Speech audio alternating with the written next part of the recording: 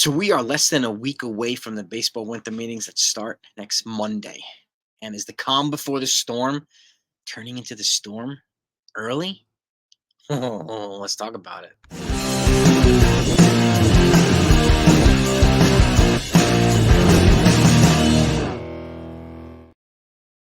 Hey, gang, I hope you're doing well. Hope you're having a great week. So, some stuff's going on, right? Winter meetings right around the corner. I want to talk about it.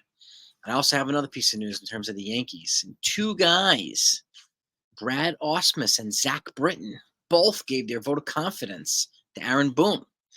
Zach Britton was talking to some reporters the other day, and I'm talking to Ken Rosenthal, I think Joel Sherman on Zoom, and he was stressing how the use of analytics by the Yankees front office was problematic, and it made it difficult for some players to information communicated to them or be on the same page with folks as well. But he stressed too that it's not necessarily a Brian Cashman thing or an Aaron Boone thing. So he said it was generally a front office thing. And Brad Ausmus said as much as well, where he gave Boone his vote of confidence as well. And he said he was looking forward to bringing a different dynamic. And he also emphasized that analytics is an important thing that he's utilized, but he said not as gospel. You know, it's important infusing in a certain level of experience and baseball fundamental common sense and knowledge was a good ingredient to incorporate with analytics. And he's looking forward to bringing this experience as a consigliere or as a Tom Hagen to Aaron Boone on in the dugout, right on the bench. And he also said that Boone never really gave him a reason to question his decision making or to scratch his head and say, I don't know, man. I don't know. Another vote of confidence for Aaron Boone. So, and I know some folks are not going to hear that, but this is the reality. So, but now things are going to get crazy the next couple days. So if you're not subscribed to this channel, I ask that you do that right now. Hit that subscribe button and hit the notification bell as well. That way you're always in front of the line when the news comes in, whether it's breaking news, Yankee news, and all this type of stuff. And the news I have right now is, if you haven't heard yet, I put out a short on this. As of this morning, the Yankees and the Padres have started exchanging names in Juan Soto trade talks. Okay, when you get to the point when you're exchanging names, that's a big development. That shows that these guys are dead serious about making a trade. And the Padres are all but acknowledging that they have to move Juan Soto for a number of reasons, right? To get value back for him, no doubt about that. And they're going to get value back. It's going to hurt for the Yankees one way or the other, okay? When you get a generational player like Juan Soto, it has to. Okay, but they were also acknowledging a couple of other things. I mean, we know that the Padres are out of compliance with MLB regulations in terms of debt service ratio, so they have to cut payroll. And yes, they're going to lose Blake Snell and Josh Hader most likely. They also lost a bunch of other pitchers as well. And the fact of the matter is, trading Juan Soto, which is the most practical move for them to do, not only recoup some pitching prospects that they would get back from the Yankees, who seem to be one of the few teams willing to part with pitching prospects at the minor league level and the major league level. But it also frees up money for them to pursue other pitchers in free agency as well, that they're going to need to replace a lot of arms. Okay, now they've got Musgrove and they've got Yu Darvish, and that's pretty much it. Okay, now there's also talks about Jake Cronenworth potentially being involved in the package. And I get it. I could see the arguments in both sides, but I also worry and I'm trying to put myself in Scott Boris's shoes, which I'm not going to speak for him, but if I was to put myself in his shoes, I'd be like, you're going to absorb $80 million of Jake Cronenworth's money. That $80 million could have gone to Juan Soto in an extension. And this is where I worry that adding Jake Cronenworth might make it easier to trade for Juan Soto, but it might make it harder for them to extend Juan Soto. And isn't that the goal at the end of the day?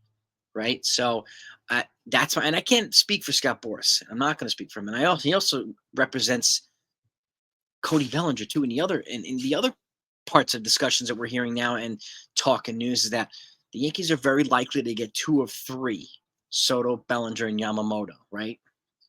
And whichever 2. And this is according to several beat writers and journalists, not only including John Heyman. You're talking about all these other guys as well who are corroborating John Heyman's stuff here too. So, and could the Yankee, and this also talks about some, some Yankee people and some fans are saying the Yankees could get all three. Mathematically, yeah, they could, right? They are the Yankees. The people want them to act like, yeah, I get it. But in order to facilitate something like that, which would represent a historic offseason, and keep in mind they had a monster offseason in 2009, but the total expenditure was like 400 million. That's going to be the minimum for a Juan Soto extension by himself. So the math is different right now. That's not including Yamamoto. That's not including Bellnger. So if the Yankees were somehow to bring in all three, okay, they're going to have to move Gleyber Torres in a trade to clear up some payroll. And obviously they have, you can move Bellinger to first base to protect his lower body after the season. Once Anthony Rizzo's tenure with the Yankees is up, there's an option for 2025. But if they bring in Bellinger, I don't think they're going to exercise the option on Anthony Rizzo. But I hope he comes back healthy and has a good year, right? But and then you also have Josh Donaldson's buyout coming off the books too. So that's another $25 million coming off the books after next year. And then the year after that, you got Aaron Hicks's money coming off the books. So there's money coming off the books. But that said, crazy talks about Cody Bellinger potentially wanting a 12-year deal for upwards of over $250 million are insane. Okay. Now, I haven't heard him say it. I haven't heard Boris say it. I've seen the prediction on MLBTradeRumors.com.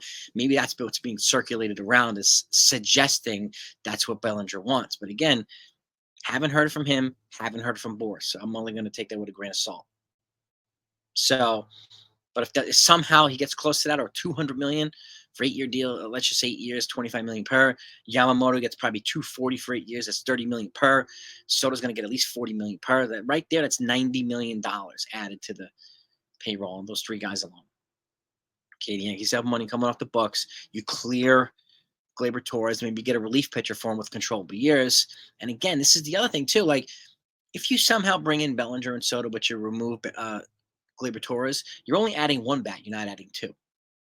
So they still would have to trade for a controllable offensive player, like a Brendan Donovan or something like that, or maybe this is a stopgap option, like a Max Kepler in a trade, or Kevin Kiermaier represents a cheap free agent option. This could be stopgaps while they patiently wait for Jason Dominguez to act appropriately rehab back from Tommy John. You don't want to rush the kid back. He's a highly touted prospect, and so on and so forth. But that said, you want to do it the right way. Spent this much time letting him come up here and develop. Let him rehab properly, please. So again, the Yankees could feasibly get these three guys, but they're going to have to make some other moves on the back end. Okay, none of that solves their third base problem, a lack of third base problem. And if you move Bellinger to first base, they need another outfielder. So why the one way or the other? They have multiple holes that they need to fill. But these things need to be kept in mind.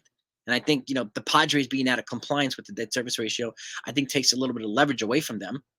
So, could I see the Yankees adding a Jake Cronenworth contract to secure a Soto trade? Maybe, but I feel better about them adding more prospects to it.